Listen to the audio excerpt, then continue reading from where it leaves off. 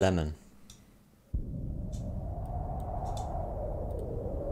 I like his videos. Hold on. I think they're good. What's the highest you've ever jumped? For most of us, that number never exceeds more than a few feet, for the simple reason that jumping off anything higher is terrifying. Basophobia, or the fear of falling, is a phobia inherent to humans and many species of animals. In the visual cliff experiment, a vast majority of infants would not cross what appeared to them as a steep drop. The fear of falling appears to be ingrained into the very fiber of our being. It's a sensation that's mutually understood by all, but somewhat difficult to articulate. Statistically speaking, you're about 100 times more likely to die in a car accident than a plane crash, yet most of us undoubtedly find flying much more terrifying than driving. So why is this the case? Because you don't control it and it's high up in the air. The answer lies in the element of control. If you're driving and something goes wrong, you at least feel like you have some input over your own destiny. If something goes wrong on a plane, well, you're just along for the ride. There's a certainty to falling that's impossible to deny. Once you step over the edge, you become nothing more than an object in motion. Your status, wealth, athleticism, intellect, none of it matters at that point. You have surrendered yourself to the complete mercy of nature and the unbreakable laws that govern it. In works of fiction, It's worse!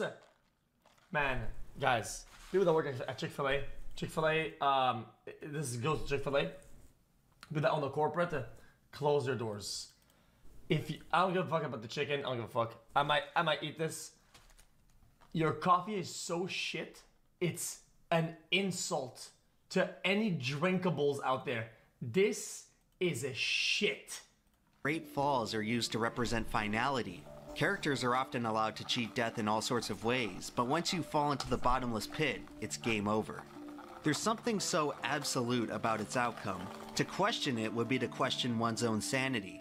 Only a madman would intentionally step off the platform of unfathomable heights. And yet, in the visual cliff experiment, a few infants would crawl over the cliff completely unfazed. Possibly because they had not yet developed depth perception, but perhaps they grew up to be the I swallowed a piece of ice. I can't. I'm gonna lose my shit. I can't do it. Billions of years of evolutionary programming to defy the most fundamental fear of man. This is the story of the world's highest jump.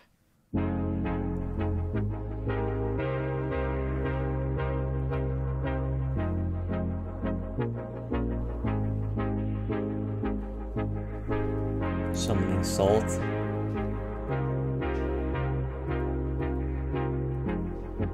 I don't know, why didn't he ever watch that? It's a good video. The jump I like made here was about a meter, or around 3 feet in height. It's a jump I'm sure most of you would have no problem making as well, but how much higher could you go without hurting yourself in a basic jump like this? In Minecraft, a fall of 4 blocks or higher will make you take damage. My biggest, I think, jump with that is like man-made. Chat, I overshot a 70-footer on snowboarding. That's deadly. It is what it is. A fall of 23.5 blocks is fatal. In reality, that's not the farthest you can safely fall onto a hard surface is around 10 to 12 feet. Higher than that, and you're likely to walk away with minor injuries. When The Undertaker threw Mick Foley off the top of the cell at King of the Ring 98, Foley plummeted at least 16 feet, dislocating his shoulder in the process. A fall of 20 feet or higher will most likely result in serious injuries, and beyond 100 feet, a fall is considered unsurvivable. There's a common Hold on. Or higher will make you take damage. A fall of 23.5 blocks is fatal. What? We already saw this. In reality, the farthest you can safely fall onto a hard surface is around 10 to 12 feet. Higher than that, and you're likely to walk away with minor injuries. When The Undertaker threw Mick Foley off the top of the cell at King of the Ring 98, Foley plummeted at least 16 feet, dislocating his shoulder in the process. A fall of 20 feet or higher will most likely result in serious injuries, and beyond 100 feet, a fall is considered unsurvivable. There's a common misconception that landing in water will break your fall, but due to surface tension, the only thing you'll be breaking is most of your bones. Landing in water from 100 feet is equivalent to landing on concrete. Surviving any fall greater than that is exceedingly... Dude, there's a bunch of like intangibles of water and shit like that, you can make me survive it. rare without protective equipment. It's but for the true- vast majority of human it- history, It's still better all people had than to brace concrete. themselves It's were just their that. arms and legs. With other Naturally, components, this it's meant not. that any Still a early higher attempts at the chance that world's you highest could jump were almost survive certainly it. done so involuntarily. The But it's first not unsung guaranteed. record holders of this category may have earned their title by accident, by force, or by a failed attempt to end their life. But if someone in prehistoric times did want to make the jump of a lifetime, how far could they possibly fall? Well, in the age before aircraft, all people had to lift themselves was the terrain of the Earth itself. Mount Everest is the tallest point on Earth, but its slope would prematurely stop you long before you reach the bottom. For a continuous, uninterrupted fall, you would have to jump from the world's tallest cliff. For a purely vertical drop, Mount Thor in Canada has a prominence of over 4,100 feet. While highly unlikely, it's theoretically possible that somebody could have jumped from this height. However, in an age before written history, no Yeah, but because of the horizontal, you wouldn't make it that far back down. It would probably end like over here, probably, right? one can say for sure. For the first recording of anyone jumping off anything, we have to venture closer to the stone mountains of China. Horizontal. As far as we know, this event may have never happened. The only information on it was written by a guy 2,000 years before our time, about a guy 2,000 years before his time. As the legend goes, Emperor Shun escaped the roof of a burning barn by gliding off using his hat to slow his descent. Oh, By please. my estimate, the jump was probably done from the equivalent of a 2-story building, or about 20 feet. It may not sound like much, but this was significant. It's the earliest recorded instance of anyone jumping with intent, rather than falling by mistake. All future jumps would be successors to Shun's 20-foot leap off the burning barn. The ancient Chinese were one of the first civilizations to experiment with aeronautics. As early as 200 BC, acrobats would use bamboo shoots to perform falling stunts at the imperial palace. By 500 AD, kites had become commonplace in Chinese society. Some kite designs had become aerodynamic enough to support the weight of a man. In 559, Yuan Huangtou was one of several prisoners ordered to be executed by gliding off the 108-foot tall Phoenix Tower. Remarkably, Yuan survived, claiming the unofficial jump record in the process. For his achievement, Yuan was executed anyway. Despite his grim fate, the record would remain alive for more than 1,000 years. The next great leap in aeronautical innovation came during the Italian Renaissance. Leonardo da Vinci is often credited with the invention of the parachute, but an even earlier concept can be traced back to 1470 from an anonymous manuscript. In 1615, Fausto Veranzio improved upon Leonardo's design, but so far, the parachute only existed in concept. It wasn't until the 18th century that the parachute was brought into reality. Louis Sebastian Lenormand would design and manufacture the first modern parachute. On December 26, 1783, Lenormand would record the first parachute jump in history by jumping from the upper balcony of the Montpellier Observatory. That very same year, just 120 miles away in Annonay, the Montgolfier brothers would develop the first hot air balloon. Within the span of a few months, mankind had not only broken free from Earth's terrain, but found a way to weaken the grip of gravity itself. And it was only a matter of time before someone would use both to make history. On October 22, 1797, André Garnerin became the first person to parachute out of an aircraft. Garnerin rose to 3,200 feet in a hot air balloon, then severed the basket, parachuting back down unharmed.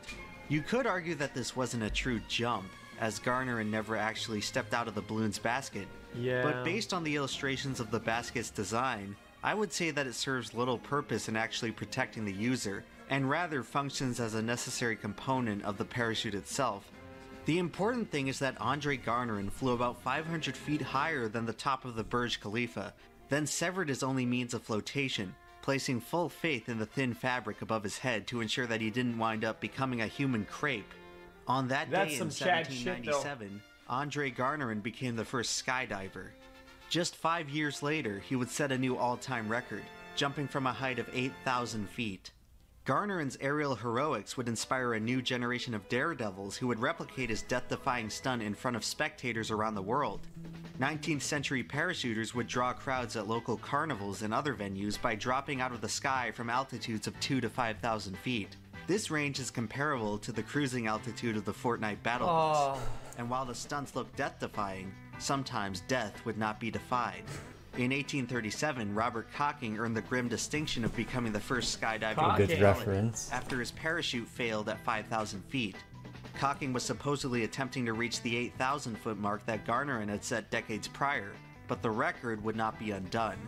News of Cocking's death was a sobering reminder to the dangers of falling from thousands of feet in the air, and it extinguished the popularity of parachuting for decades afterwards. For the rest of the 1800s, there were no jump attempts on record surpassing Garnerin's 8,000-foot mark. This was mostly due to the limitations of parachutes, as balloons continued to soar throughout the 19th century. Since would-be jumpers were no longer encumbered by the Earth's terrain, the highest theoretical jump was now determined by the balloon altitude record.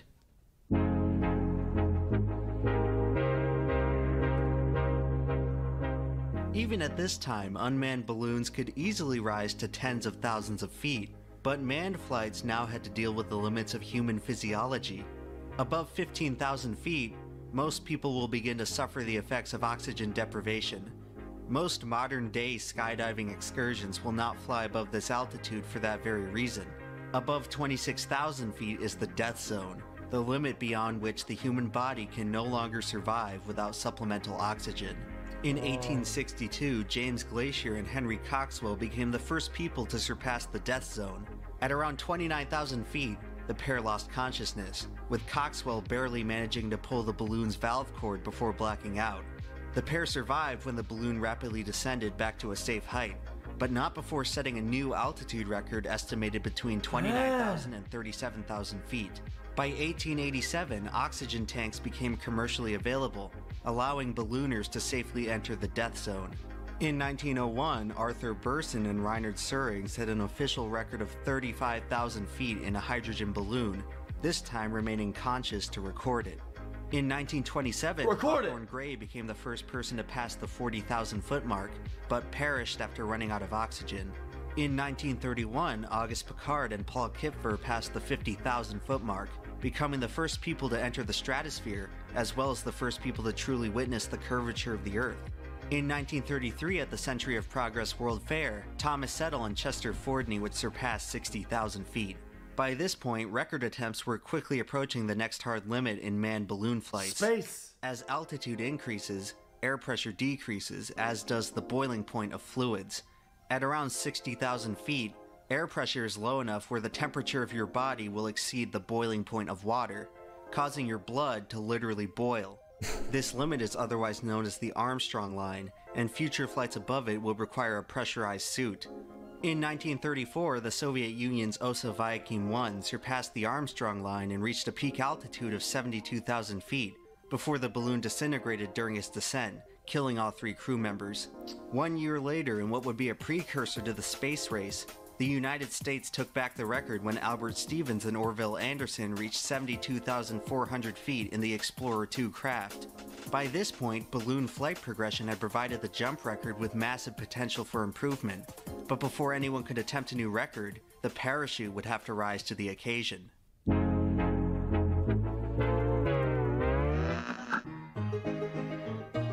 The turn of the 20th century saw 2 tremendous strides in aeronautics, with the invention of the airplane and the airship.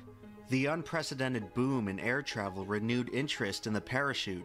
In 1907, aerial stuntman Charles Broadwick would provide the first major parachute innovation with a static line, which allowed the chute to automatically deploy when jumping out of an aircraft.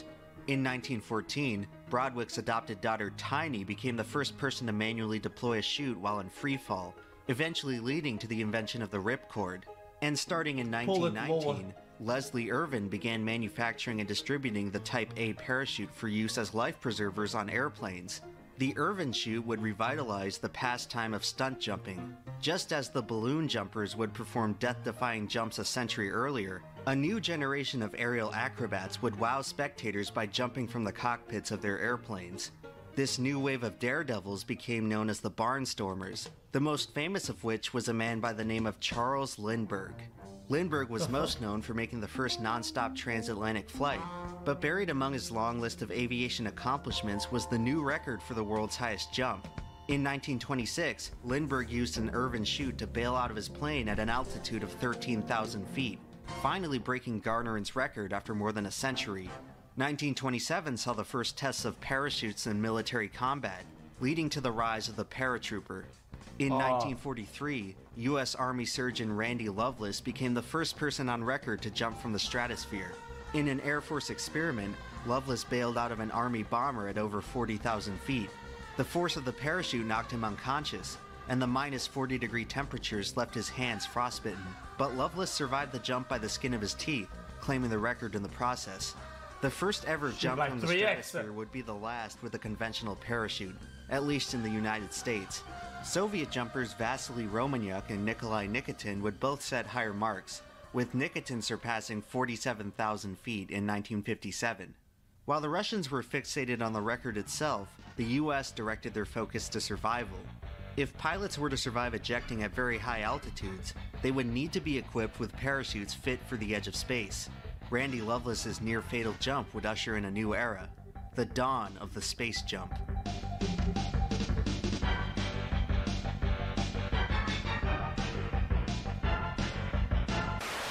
I'm going to jump! No! Do a flip! Yes.com/. Scientifically speaking, outer space doesn't begin until the Kármán line, more than 300,000 feet high. The region between it and the Armstrong line is classified as near space, and as jet planes flew higher, pilots would need a new kind of parachute to safely eject from this range. Following Randy Lovelace's near-fatal jump, the Air Force began testing experimental high-altitude parachutes on dummies. Early designs would force the dummies into an uncontrollable flat spin that would be potentially fatal on human subjects. By 1958, they were ready to test out a new multi-stage design that was intended to stabilize the jumper. Only this time, the test would be conducted on a human being, an unenviable task bestowed upon Captain Joseph Kittinger.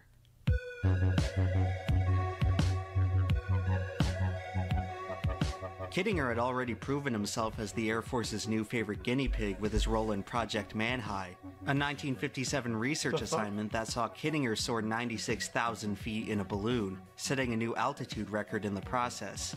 His next assignment would be Project Excelsior, where Kittinger would once again rise to the stratosphere in a balloon, only this time he would have to jump out. On November 16, 1959, Kittinger fastened his pressure suit and boarded Excelsior 1, rising to an altitude of 76,400 feet. At that point, Kittinger unstrapped himself from the gondola and stepped over the edge. Immediately, there was a problem. Kittinger had prematurely deployed his stabilization chute. Just like the test dummies, Kittinger entered an uncontrollable spin. At 120 RPM, Kittinger blacked out nearly 13 miles above the Earth.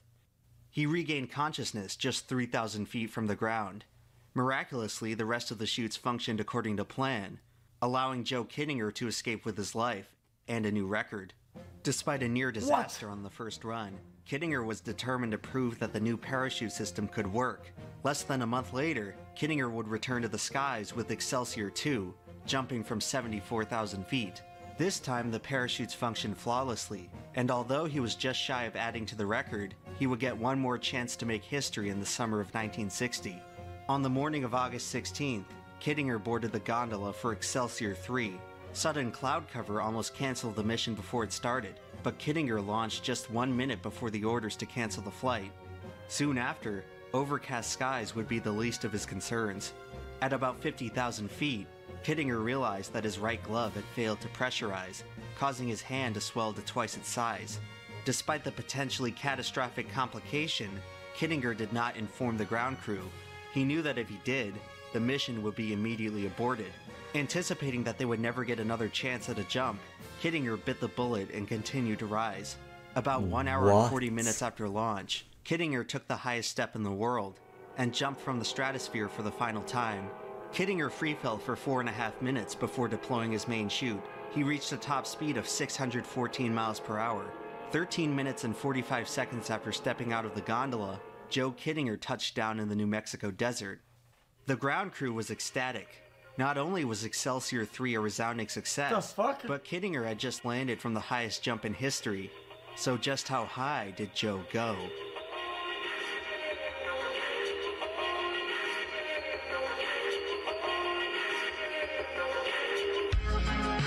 Jesus.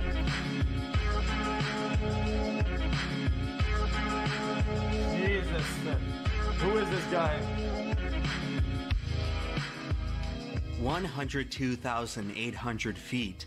Not only did Joe Kittinger set the all-time jump record, he did so while setting the all-time balloon altitude record, the second highest altitude ever reached by man at that point. After proving that humans So could survive close. exposure to the upper atmosphere, Project Excelsior would open the floodgates for manned space exploration. Soon after, both the US and Soviet Union would send the first astronauts into orbit. But in that moment, Kittinger stood farther from the Earth's surface than all but a single person before him, and then jumped back down. Years later, while serving in Vietnam, Kittinger would be captured as a prisoner of war after his plane was shot down. One has to wonder which moment was more terrifying.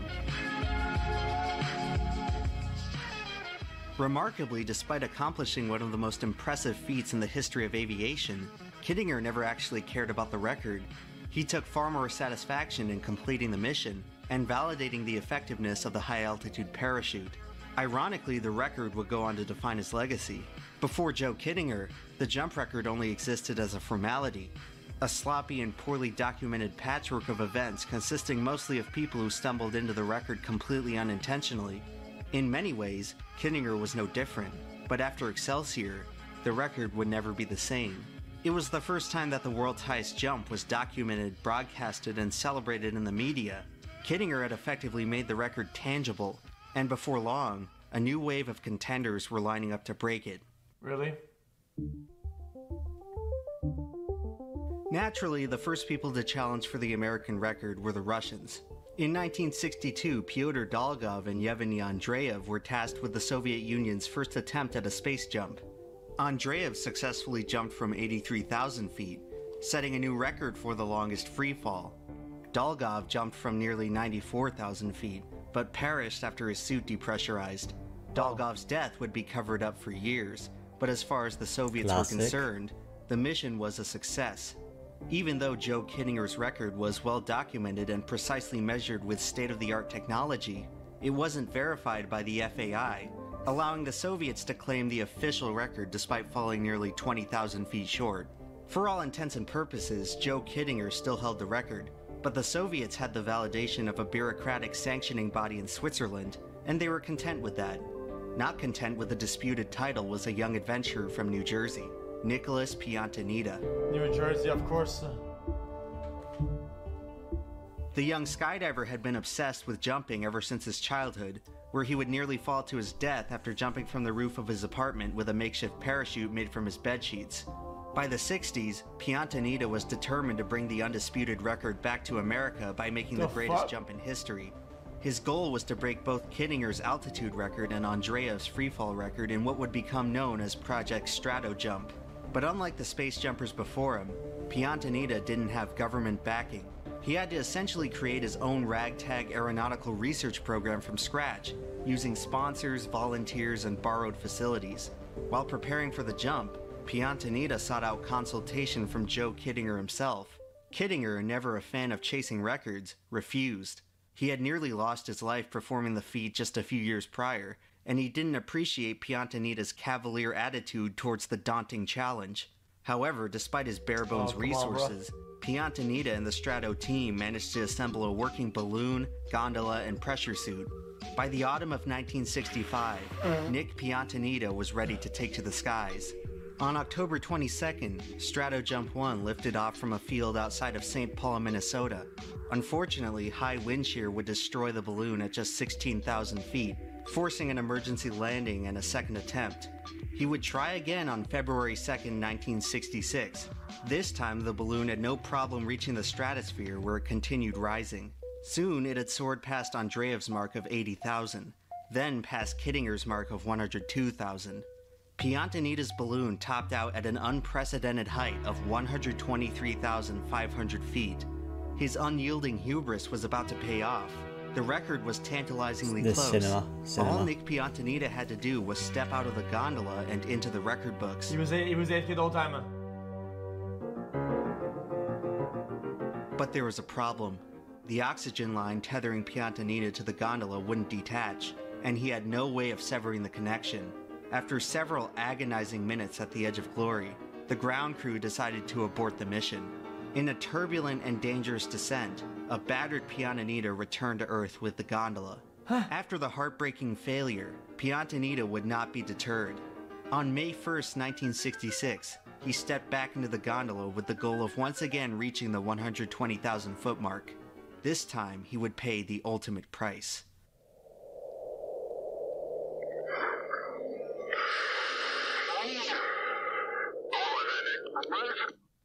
At 57,000 feet, Nick Piantanita's suit depressurized. The ground crew immediately aborted the mission, but at that point, very little could be done. Piantanita was starved of oxygen for more than 20 minutes, falling into a coma from which he never recovered. As close as he came to proving everyone wrong, Piantanita's recklessness would ultimately cost him everything. He met a cruelly fitting fate, spending his final moments in the sky, the place he always seemed to belong.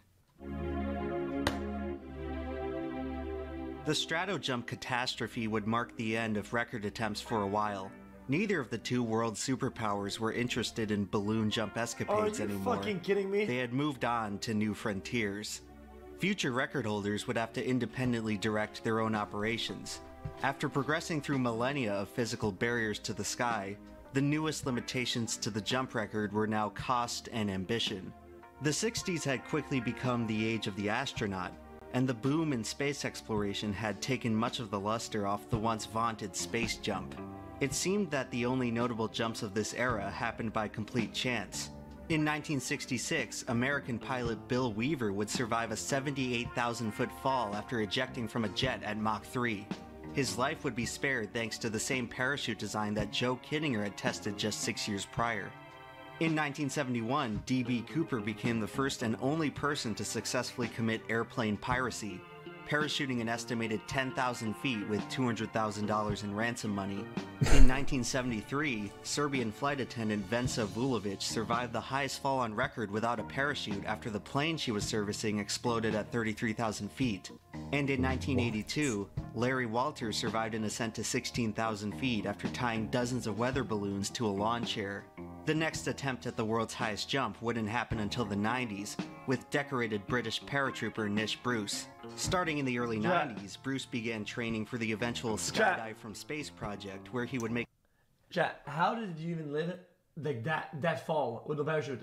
It's just like some bullshit, like intangible, like coincidences, a bunch of random shit, no? A planned jump from 130,000 feet. The project was partially funded by NASA, who wanted to test the effects of radiation at high altitudes. Despite an encouraging start, the project would abruptly end in 1994 when Bruce suffered an unexpected mental breakdown, stabbing his girlfriend with a pair of scissors. What? The incident would mark the beginning of Bruce's 8-year-long battle with mental illness, a battle he would eventually lose. In 2002, Nish Bruce would end his life by intentionally jumping from a plane without a parachute. Much like Nick Piantanita, Nish Bruce was someone who seemed to belong to the sky, this time going out on his own terms.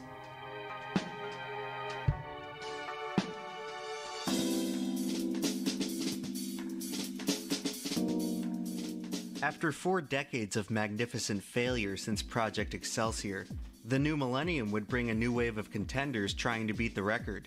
Starting in 2000, Cheryl Stearns would announce her plans to jump from 130,000 feet with the formation of the StratoQuest project.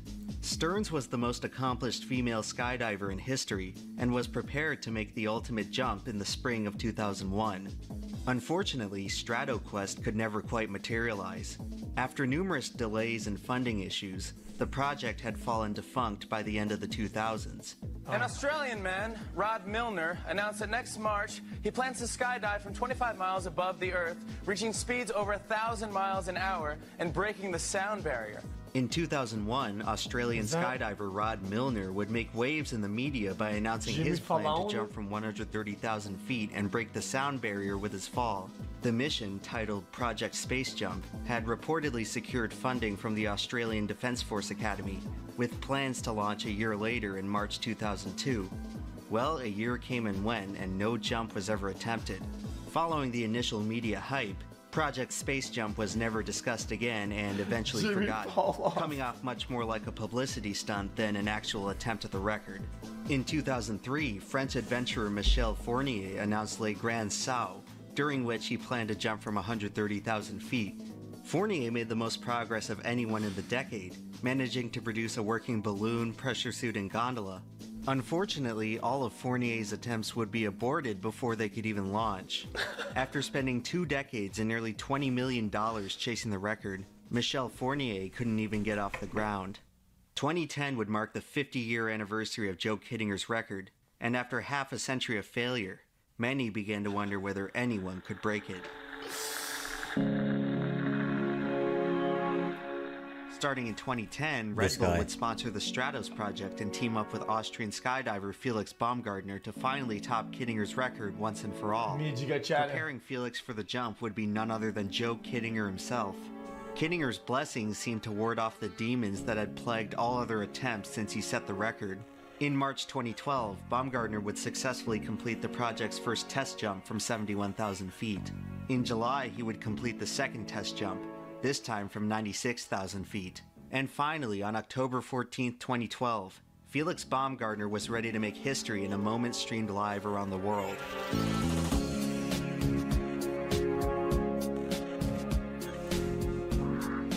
Speed 650 miles per hour.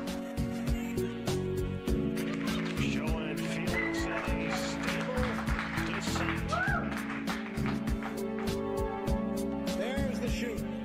There's the chute. There you can see by the approaching shot of it, just about there, and he's down on the earth. After finally having his record broken, Joe Kittinger never looked happier. After 52 years of frustration, there was finally a new record holder of the world's highest jump. In addition to setting the altitude record, Felix Baumgartner became the first jumper in history to break the sound barrier in his freefall, as well as setting the record for the longest distance in freefall. The YouTube livestream was watched by nearly 10 million viewers, a record that itself would stand for almost 6 years. The new record provided a rare moment of inspiration for a generation who had very little to celebrate in terms of aeronautical achievement. Truly, it was a jump for the ages. After taking half a century to beat Kittinger's mark of 102,000, who knew how long it would take to beat Baumgartner? The record would stand for 2 years. On October 24, 2014, computer scientist Alan Eustace would set a new altitude record of 135,889 feet. Eustace worked as the senior VP of engineering at Google and had no prior history of skydiving or extreme stunts. One day he decided that he wanted to pursue the record, so he assembled a team of collaborators to form StratX. Eustace became the first jumper in history to ascend to the stratosphere without a gondola, relying only on a pressure suit to protect him from the vacuum of near space.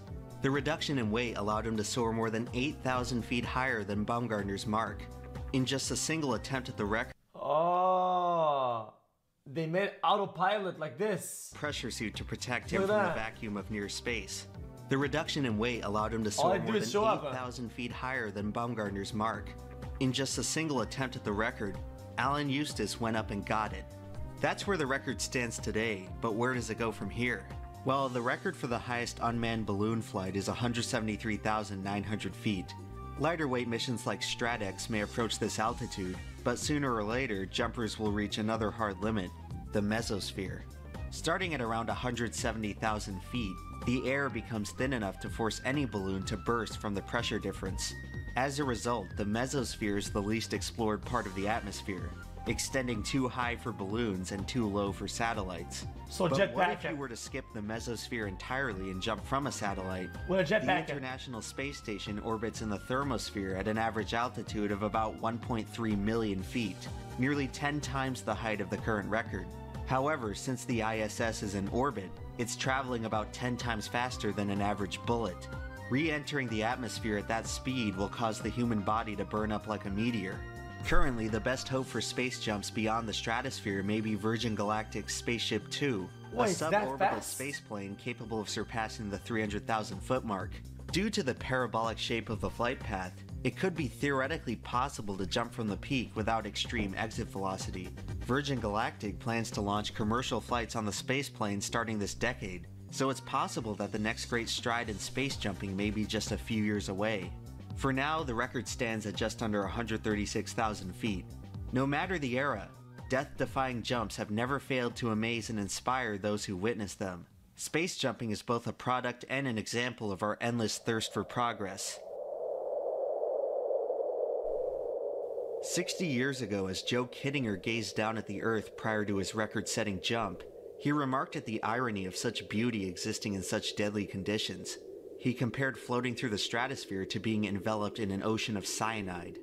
Despite literally being on top of the world, Kittinger was overcome with an overwhelming sense of humility.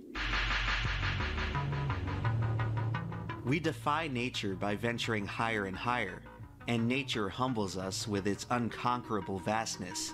After 4,000 years of trying, we have already managed to jump from unfathomable heights, but we still have so much farther to go. For the future of the world's highest jump, the sky's the limit. Chat.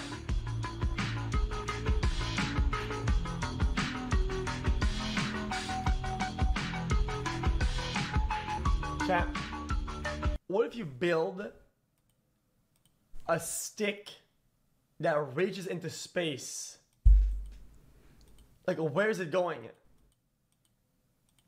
Chat, you know, because of the Into gravity and all, space. and orbiting it. Chat. If you think about it, chat, right? There's the Earth, right? Earth. And this is the orbit. If you build a thing like this, isn't gonna want? It's gonna want to orbit. No. No. No. It's gonna want to fall down and collapse. If you orbit it, then it's gonna flip because the part that's on the world has air resistance, so it can't orbit.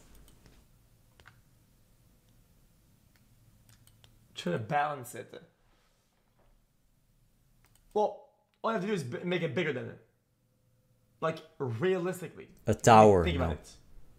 You could do that if you make it thick enough.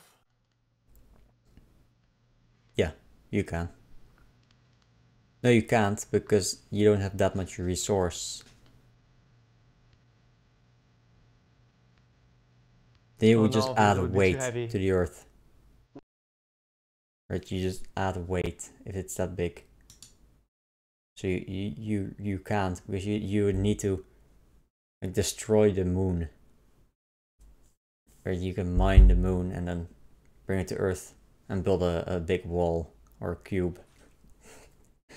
But why?